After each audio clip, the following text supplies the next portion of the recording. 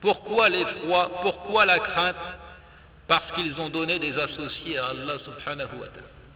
Tel est donc l'état du cœur du mécréant. Il ne connaît pas la tranquillité, il est toujours angoissé, il est toujours craintif. Dans cette vie et dans l'autre plus encore. وَالْخَوْفُ لَيْسَ مَقْصُودًا لِذَاتِهِ بل هو مقصود لغيره قصد الوسائل ولهذا يزول والخوف يتعلق بالأفعال يعني أفعال الله تعالى والمحبة تتعلق بالذات والصفات. La peur, donc nous l'avons dit et nous le répétons, la peur n'est qu'un moyen. La peur n'est pas une fin en soi. Elle est souhaitable puisqu'elle pousse à s'écarter de l'interdit. Elle est souhaitable parce qu'elle pousse à s'écarter de l'interdit, parce qu'elle facilite l'acquisition de l'amour d'Allah subhanahu.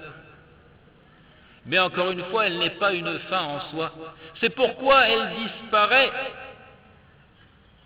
Elle disparaît parce qu'elle est en relation avec certains des actes d'Allah qui inspirent la crainte. Des actes qui n'ont plus lieu d'être lorsque l'individu est au paradis. L'amour est quant à lui en relation avec l'entité divine. L'amour est quant à lui en relation avec les attributs de perfection et de majesté qui ne prennent jamais fin. C'est pourquoi l'amour ne connaît pas de fin et plus encore il augmente en intensité dans l'au-delà. L'amour ne disparaît pas. Voici donc pour cette règle la crainte est un moyen et l'amour est une fin.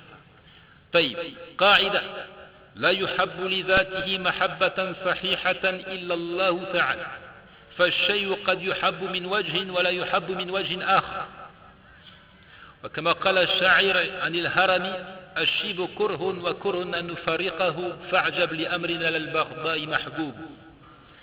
Il dit règle. La chose aimée pour son être, sous tous ses aspects, c'est uniquement Allah subhanahu wa ta'ala. Qu'est-ce que ça veut dire?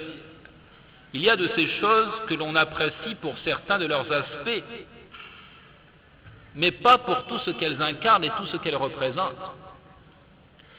Et la seule chose qui puisse être aimée pour son être, pour ce qu'elle est véritablement et sous tous ses aspects, sans exception aucune, c'est uniquement Allah subhanahu wa ta'ala. Toute créature est aimée pour certaines choses, mais à bien y réfléchir, elle renferme des défauts, elle renferme des défaillances. C'est pourquoi elle ne peut pas être aimée de manière absolue. Une chose peut être aimée et à la fois méprisée. C'est possible.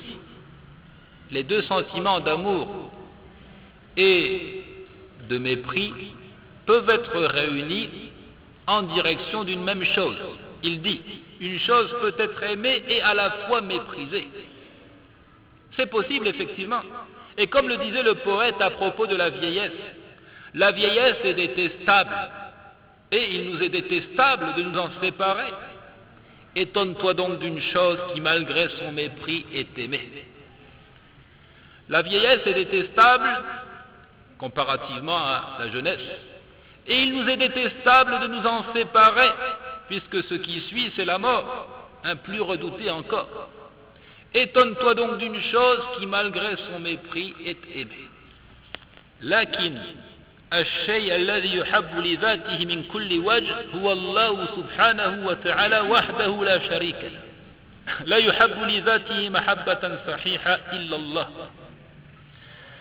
قال وكل ما يحب من دونه محبة صحيحا فمحبته ليست لذاته بل لغيره ما سوى الله فإنما يحب تبعا لمحبة الله. La seule chose aimée pour son être, sans jamais être méprisée, c'est Allah seul et sans associé. Nul n'est aimé pour son être, sous tous ses aspects et selon toutes les considérations d'un amour vrai et justifié que Allah subhanahu wa ta'ala. Nul n'est aimé pour son être, sous tous ses aspects et selon toutes les considérations d'un amour vrai et justifié que Allah puissant et majestueux. Tout autre que Allah n'est aimé que d'un amour secondaire. Donc toute créature ne peut être aimée que d'un amour secondaire, c'est-à-dire conditionné par l'amour d'Allah, qui ne fait que suivre l'amour d'Allah, que suivre et découler de l'amour d'Allah. L'amour d'une créature peut effectivement être justifié, mais seulement si cet amour découle de l'amour d'Allah et qu'on l'aime pour certains actes, certaines paroles qui sont en conformité avec l'ordre divin. On l'aime alors pour Allah. Tout autre qu'Allah n'est aimé que d'un amour secondaire, conditionné par l'amour d'Allah. L'amour d'une créature peut être justifié, mais seulement si cet amour découle de l'amour d'Allah, et qu'on l'aime donc pour certains actes, certaines paroles qui sont en conformité avec l'ordre d'Allah, on l'aime alors pour Allah. Al-mahabbatu fillah. قال ابن القيم رحمه الله: فكل محبة وتعظيم للبشر فإنما تجوز تبعا لمحبة الله وتعظيمه، كمحبة رسول الله صلى الله عليه وسلم وتعظيمه، فإنها من تمام محبة مرسله وتعظيمه، فإن أمته يحبونه ويعظمونه ويجلونه لإجلال الله له، فهي محبة من موجبات محبة الله. والمقصود أن النبي صلى الله عليه وسلم ألقى الله عليه من المهابة والمحبة، ولهذا لم يكن بشر أحب إلى بشر ولا أجل في صدره من رسول الله صلى الله عليه وسلم في صدور أصحابه. Ibn Qayyim al-Jawziyya, qu'Allah lui soit clément, dit, appuyant donc cette idée, confirmant cette règle: tout amour et glorification de l'être humain ne sont autorisés que s'ils découlent et suivent l'amour d'Allah et sa glorification. À l'exemple de l'amour et de l'importance accordée au messager d'Allah sallallahu alayhi wa sallam. Certainement que depuis tout à l'heure on se pose la question de savoir quel est donc l'amour que l'on voue au prophète alayhi salatu wa sallam. Il dit: tout amour et glorification de l'être humain ne sont autorisés que s'ils découlent et suivent l'amour d'Allah et sa glorification, à l'exemple de l'amour et de l'importance donnée au messager d'Allah sallallahu alayhi wa sallam. Elle n'est qu'une finalisation de l'amour de son commissionnaire, c'est-à-dire d'Allah qui l'a envoyé. Elle n'est qu'un parachèvement de sa glorification. Sa communauté l'aime donc pour l'amour qu'Allah lui a accordé. Il l'aime grandement et le respecte en raison de l'estime qu'Allah lui donne. Cet amour est donc une des nécessités de l'amour voué à Allah. Et le but est ici de rappeler qu'Allah a mis sur le prophète l'amour et la majesté. C'est pourquoi aucun homme n'est plus aimé d'un autre, plus estimé, plus respectable à ses yeux que ne l'est Muhammadoun sallallahu alayhi wa sallam dans la poitrine de ses compagnons. Et cela ressort clairement, n'est-ce pas, à travers l'attitude et les propos des compagnons de Muhammad sallallahu alayhi wa sallam. Et c'est pourquoi est-ce qu'Allah subhanahu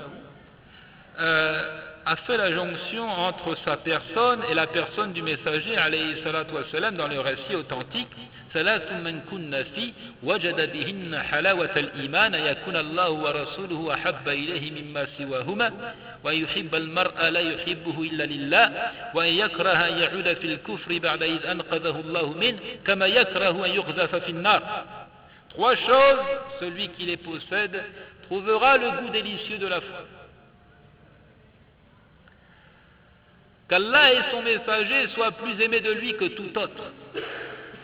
Voilà comment il a mis en relation sa personne, tabaraka wa ta'ala, et la mention de son messager. Qu'Allah et son messager soient plus aimés de lui que tout autre. Qu'il aime un autre, il ne l'aime que pour Allah. et qu'il déteste retourner à la mécréance après qu'Allah l'en ait extirpé, comme il détesterait être lancé au feu. Ça va pour cette règle? N'est aimé pour son être, sous tous ses aspects, selon toutes les considérations, que Allah subhanahu wa ta'ala. Taïb. Autre règle, il dit Man ahabba shay'an li ghayrillah uzziba bih. Man ahabba shay'an li ghayrillah uzziba bihi. Règle, celui qui aime une chose pour un autre que Allah sera châtié par l'objet de son amour. C'est grave. Celui qui aime une chose pour un autre que Allah, alors cette chose sera source de tourment. Il sera châtié par l'objet de son amour. La preuve en cela est le verset 34-35 du chapitre 9. Allah subhanahu de dire وَالَّذِينَ يَكْنِزُونَ الذَّهَبَ وَالْفِضَّةَ وَلَا يُنْفِقُونَهَا فِي سَبِيلِ اللَّهِ فبشرهم بعذاب أليم يوم يحمى عليها في نار جهنم فتكوى بها جباؤهم وجنوبهم وظهورهم هذا ما كنزتم لأنفسكم فذوقوا ما كنتم تكنزون. Allah subhanahu de dire à ceux qui thésaurisent l'or et l'argent et ne les dépensent pas dans le sentier d'Allah annonce un châtiment douloureux. Donc ceux qui étaient avares, qui aimaient l'or et l'argent au point de le garder pour eux, de ne pas le dépenser pour la cause d'Allah, annonce-leur un châtiment douloureux.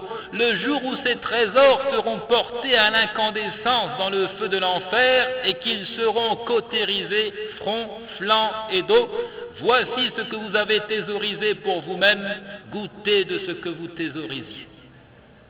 L'argent et l'or est donc porté à incandescence et devient donc l'objet de leur supplice et de leur châtiment dans l'au-delà. C'est pourquoi la règle dit Man ahabba shay'an li ghayrillah uzziba bi, celui qui aime une chose pour un autre que Allah sera châtié par l'objet de son amour.